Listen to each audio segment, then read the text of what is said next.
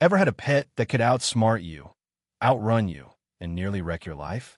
Meet Fluffy, the cutest little monster this side of the galaxy. I'm Captain Chuck Starwheel, your average space taxi driver, and this is the tale of how Fluffy turned my beloved the Star Chariot into a floating disaster zone. It was a typical morning at Orion Spaceport, alive with the usual chaos. Aliens bartering over exotic spices, ships docking and departing, and a constant hum of tech. I leaned against my trusty ship, sipping my space coffee, black as a black hole, when I spotted them, a young Xeno couple, looking excited yet nervous, dragging a flimsy-looking cage. Inside, a ball of fur with big, innocent eyes stared at me. But after years hauling oddities across the stars, I know looks can deceive. As they approached, the male Xeno waved enthusiastically. "Captain Chuck, we're Zog and Zara, headed to Zeta Station for our honeymoon." I tipped my space hat. "Pleasure to meet you both. Who's this little guy?" I asked, nodding toward the cage. "That's Fluffy." Zara beamed, her feathers shifting to rosy pink. "Our pet. He's very well behaved, don't worry." I eyed the cage skeptically. It looked like recycled spaceship parts held together with duct tape. "You sure the thing's secure?" I asked, raising an eyebrow. "Absolutely," Zog assured me. Fluffy's never tried to escape. Famous last words, I thought, keeping my mouth shut. A job's a job, and I needed the credits. We loaded their luggage, placed Fluffy's cage in the passenger area, and I fired up the Star Chariot's engines. As we lifted off, I couldn't shake the feeling this was going to be one wild ride. In my line of work, you trust your instincts, and mine were screaming that Fluffy was trouble with a capital T. But what's life without a little adventure, right? Zog and Zara seemed nice, and it was their honeymoon. I didn't want to ruin their day with my paranoia. Cruising through the stars, I made small talk. "So, what kind of pet is Fluffy exactly?" I asked, glancing back. Zara smiled. "He's a fluffernutter, half tribble, half gremlin. Got him from a breeder on Xeno What's It. He's smart and loves to explore." "Explore, huh?" I said, thinking explore might mean destroy in fluffernutter lingo. "Oh yes," Zog added. "He's curious. That's why we got this special cage. It's built to handle his enthusiasm." I glanced at the cage again. It had reinforced bars and a lock, but I spotted a scratch mark on the side. Maybe I was overthinking it. Then Fluffy squeaked, his tiny paw reaching through the bars. Zara adjusted the cage cover. "Don't worry, he's just saying hello." I nodded, but inside I thought, hello, trouble. Little did I know how right I was. The trouble kicked off about halfway to Zeta Station, right as we were cruising through the Orion Spur. I was humming some old Earth country tunes, keeping one eye on the navigation charts, when a weird noise came from the back. It was a scratchy, scuffling sound followed by a soft thud. I spun around, and my heart nearly jumped out of my chest. Fluffy's cage door was wide open, and that little fur ball was scampering around the passenger area like it owned the Star Chariot. "Zog, Zara, your pet's loose." I hollered, trying not to sound as panicked as I felt. Zara gasped, her feathers flashing from pink to pale blue, and Zog fumbled with his seatbelt, but Fluffy was already on the move. That critter was faster than a comet on a bender, darting between the seats and zooming straight into the cockpit. Before I could blink, it leaped onto the control panel, its tiny paws smacking buttons like it was playing a game.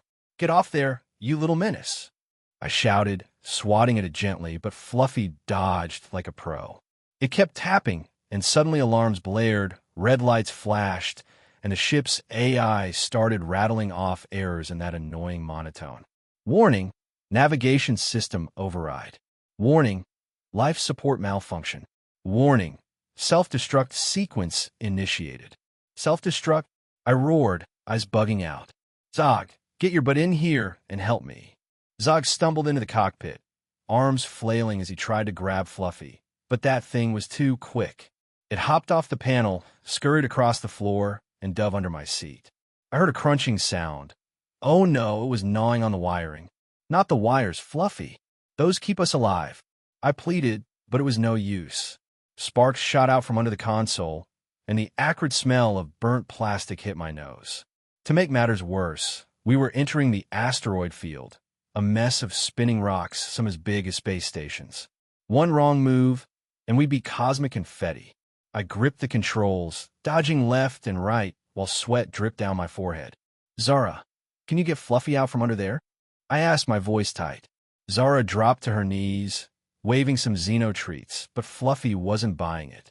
That little beast was having the time of its life, turning my ship into its personal playground. Then, bam! The ship lurched as we grazed a small asteroid.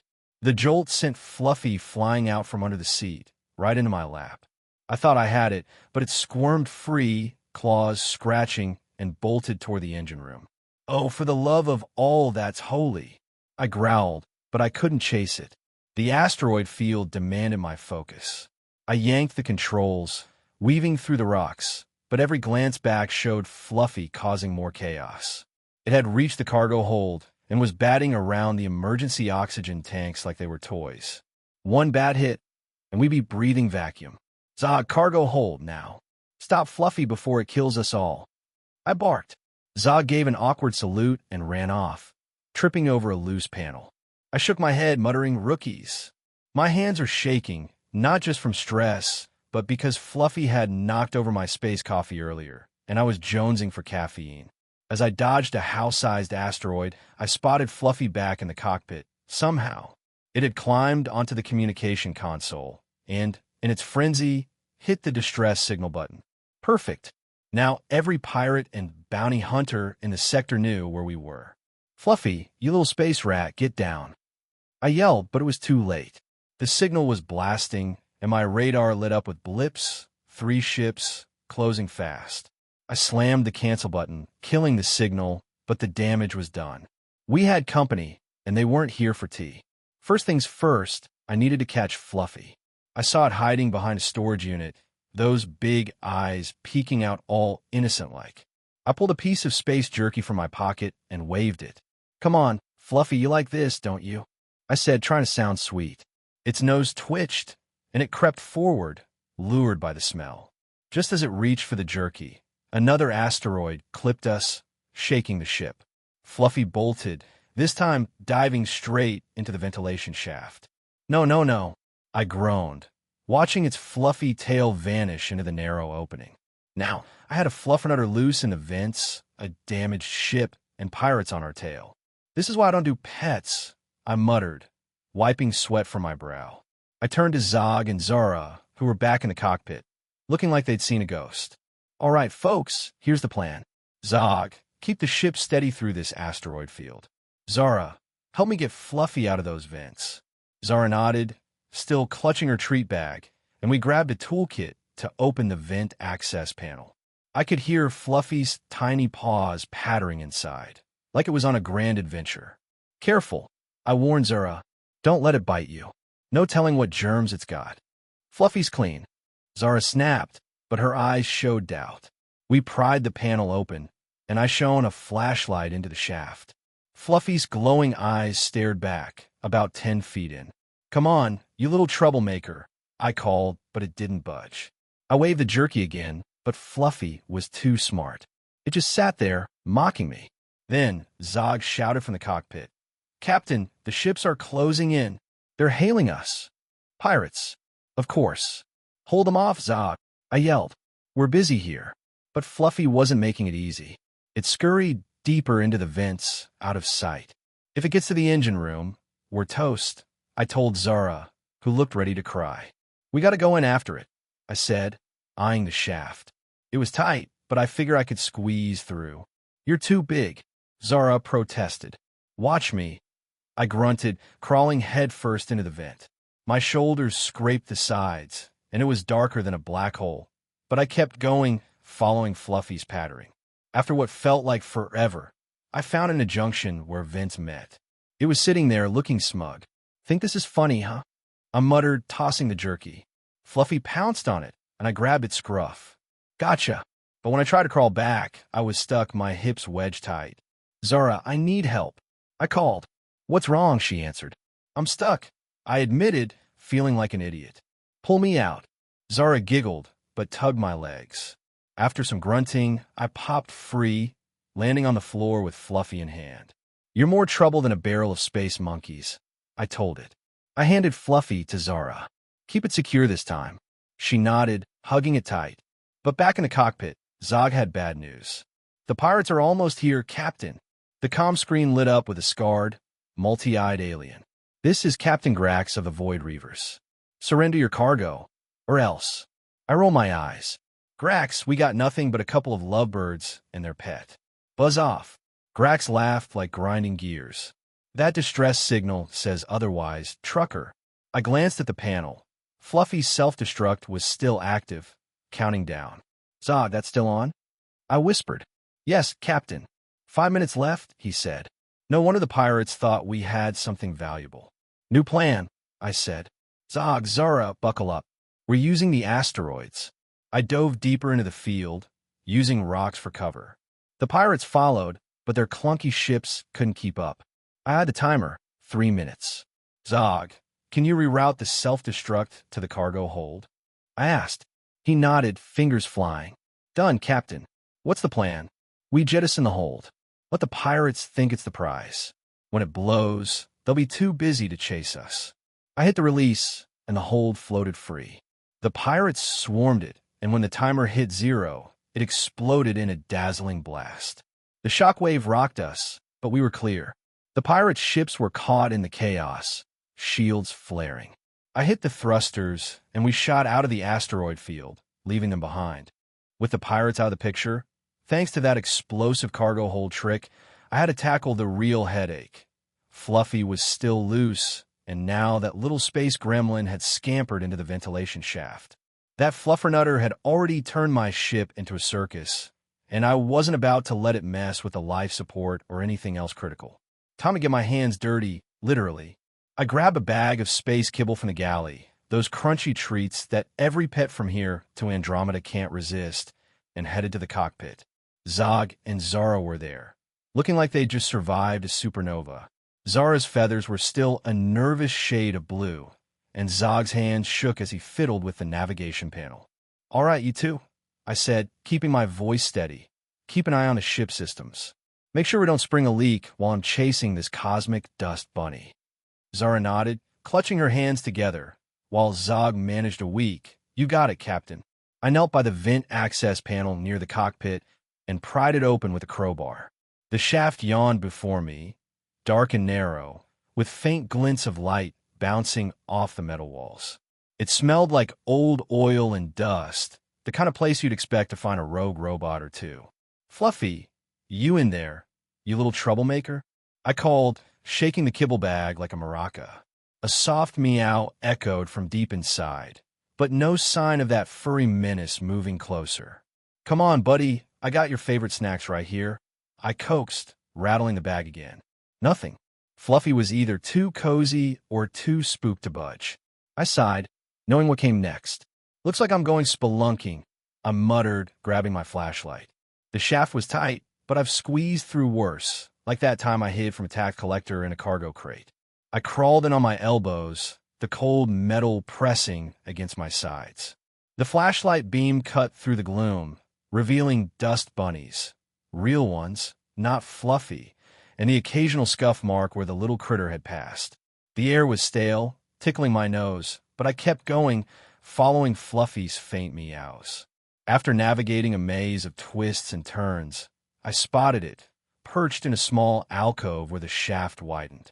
Its big, glowing eyes caught the light, staring at me like I was the intruder. "Found you, you little space rat," I said, trying to sound friendly. "Let's make this easy, huh?"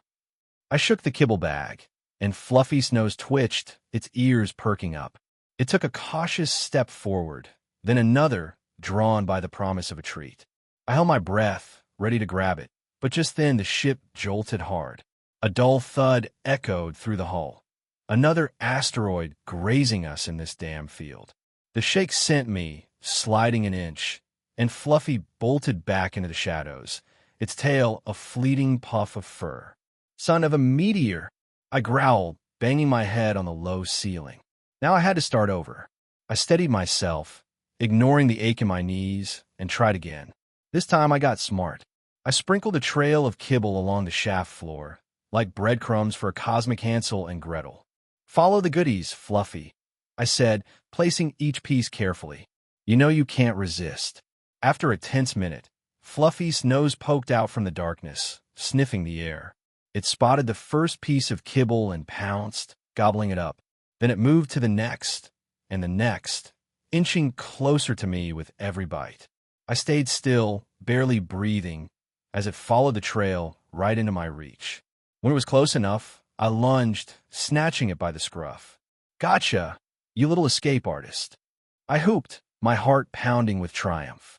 Fluffy squirmed, letting out an indignant meow, but I held tight. Its claws swiped at the air, but I wasn't letting go, not after all this. With Fluffy in one hand and the flashlight in the other, I started to crawl back. The shaft seemed even tighter now, with Fluffy wriggling like a fish on a hook. Every few feet, I had to pause to adjust my grip, making sure it didn't slip free. The ship rocked again, a smaller jolt this time, but enough to make me curse under my breath. Zog, keep us steady up there, I shouted, hoping he heard me. The journey back felt like it took years. My elbows were raw, my back ached, and Fluffy's meows were starting to sound like personal insults. But I kept going, inch by inch, until I saw the faint glow of the cockpit lights through the access panel. I pushed the panel open and crawled out, emerging into the corridor like a mole from a burrow. Zara was waiting, her eyes wide with worry that turned to joy when she saw Fluffy. You did it, she gasped, rushing forward to take the squirming critter from my hands. She hugged it close, feathers shifting to a happy pink. I stood up, brushing dust and grime off my jacket, and let out a long breath.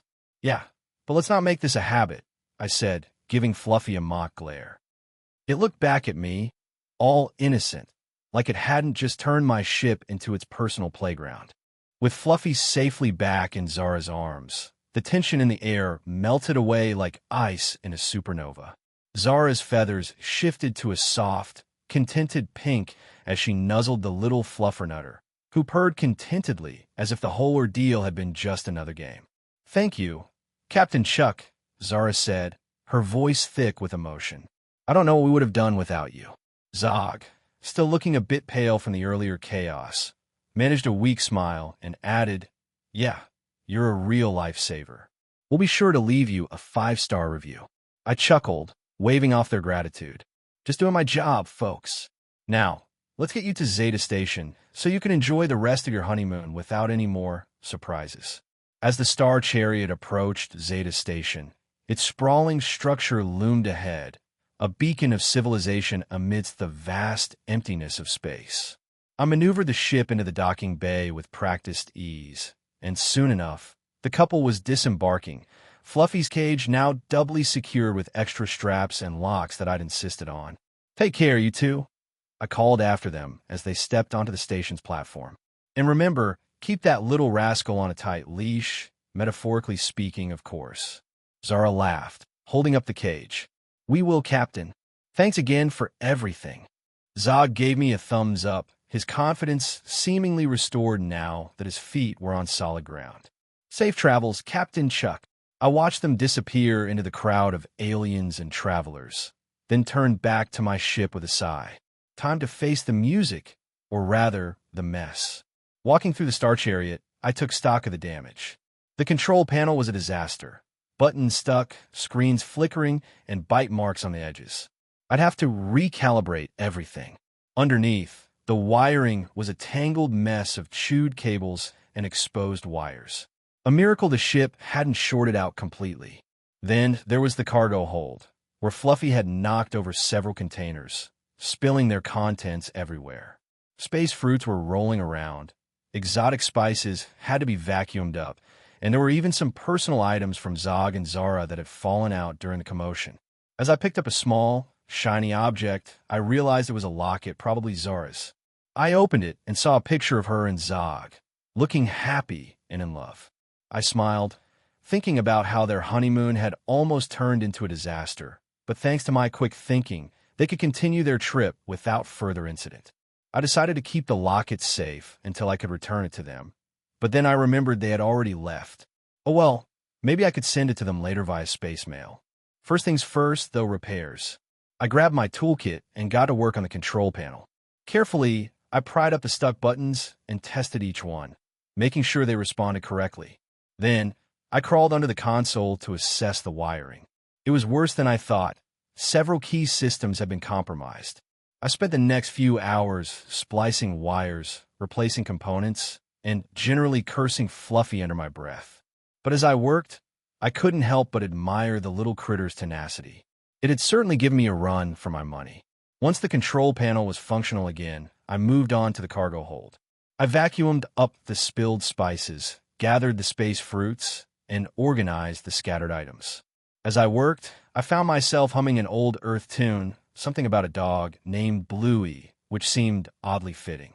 Finally, too, after what felt like an eternity, the Star Chariot was back to its usual state. Well, as usual as it gets for a ship that's seen better days. I collapsed into my pilot's chair, exhausted but satisfied. I took a moment to reflect on the day's events. It had been chaotic, sure, but also kind of exhilarating. Fluffy was a handful, but seeing Zog and Zara's relief when I returned their pet made it all worth it. And hey, I got a good story out of it, which is always a plus in this line of work. As I sat there, sipping a fresh cup of space coffee, I thought about all the other crazy things I'd seen and done over the years. From dodging space pirates to delivering intergalactic diplomats. Each trip had its own unique challenges and rewards. But today, with Fluffy, it was something different. It reminded me that even in the vastness of space, some things are universal, like the bond between a pet and its owner, or the unpredictability of life. I chuckled to myself.